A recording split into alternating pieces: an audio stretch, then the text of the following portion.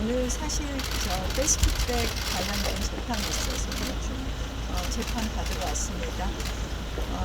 아시다시피 2019년에 그 민주당이 그때 그 일방적으로 통과시키려고 했던 법이 바로 연동형 비례제에 관한 선거법이고 공수처 설치에 관한 법이었습니다. 그때 이제 두 가지가 결국 문제가 되었는데 이 법안들이 결국은 대한민국의 민주주의를 굉장히 후퇴시킨 법안들이었고, 특히 공수처의 경우에 이번 탄핵 과정에서 수사권도 없는 내란죄에 대한 수사를 가능하고 영장을 쇼핑하는 그런 모습을 보였습니다. 저는 사실은 그 당시 공수처 설치를 반대하면서 이것이 옥상호대 기구가 되고 또 옥상호대 기구가 되고 또 공수처를 설치하면서 그때 반대한 이유가 이것은 반드시 특정 정치 세력의 현역 수사처가 될 것이다. 민주당의 현역 수사처가 될 것이라고 얘기를 했는데요. 이번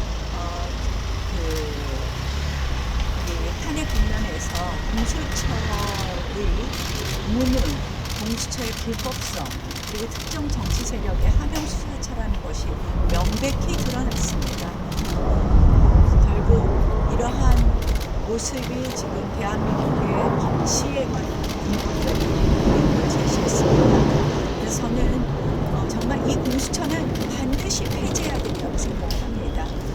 아시다시피 4년 동안 800억의 예산을 쓰고 단 4건 기소했습니다. 이번 절차 과정에서 특정 정치 세력에 편향되거나 또는 얼마나 불법적이었는지가 드러났습니다. 그래서 공수처를 제가 정말 대통령이 된다면 반드시 폐지해야 되겠다는 생각을 하고요. 또 그동안 이렇게 보면 영장 쇼핑 같은 것이 마구 드러났는데요.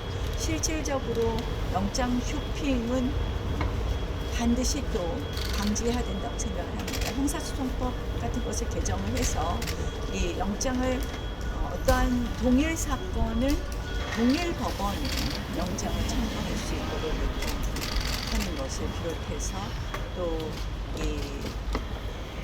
그 영장을 다른 청구한 이력을 반드시 표시한다든지 이런 식으로 해서 반드시 이 영장 쇼핑도 방지하는 그런 규정도 형사소송법 개정도 좀 해야 되겠다 이런 생각을 했습니다.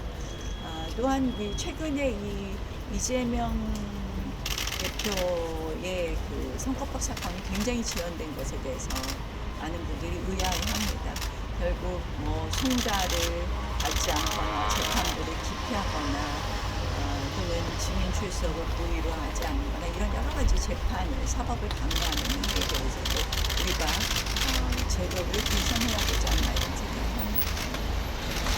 특별히 질문하실 거 있나요? 저희 사건은 사실은 굉장히 사건이 많습니다. 27명이 동시에 기소가 되고 각각의 범죄 사실이 1인당 한 4가지로 크게 카테고라이즈가 되다 보니까 100개의 범죄 사실을 확정하다 보니까 재판이 오래 걸리고는 있지만 한 번도 송달을 받지 않거나 또는 고의로 이 법관 기피 신청을 한 적이 없다. 성실하게 재판을 받고 있다. 워낙 방대하다 보니까 좀 길어지고 있다 이렇게 말씀드리겠습니다. 뉴시스 인턴 기자 이용호입니다. 혹시 이명박 전 대통령 예방에 대해서 말씀해 주셨는데 혹시 어떤 계획을 갖고 계시고? 저는 이따가 말씀드리죠. 파란 관련 질문 하나 드려요. 네. 어제 그 김경수 지사가 조금 말씀이 있었는데 좀 어떤 이유 때문에 그렇게 말씀해 주셨을까 어떤 생각을 갖고 계신지 한번 말씀드리겠습니다. 사실은 이제 김경수 지사가 그 연방제와 같은 정치를 이야기했습니다. 아시다시피 그 연방제 하면 떠오르는 것을 잘 아실 겁니다. 우리는 지금 대한민국에 있어서 연방제는 안보에 상당한 위험을 가져올 수 있고 그렇기 때문에 연방제는 늘 우리가 북한의 고려 연방제에 대해서 유의할 수밖에 없는 부분입니다. 그래서 이 부분에 대해서 분명한 입장을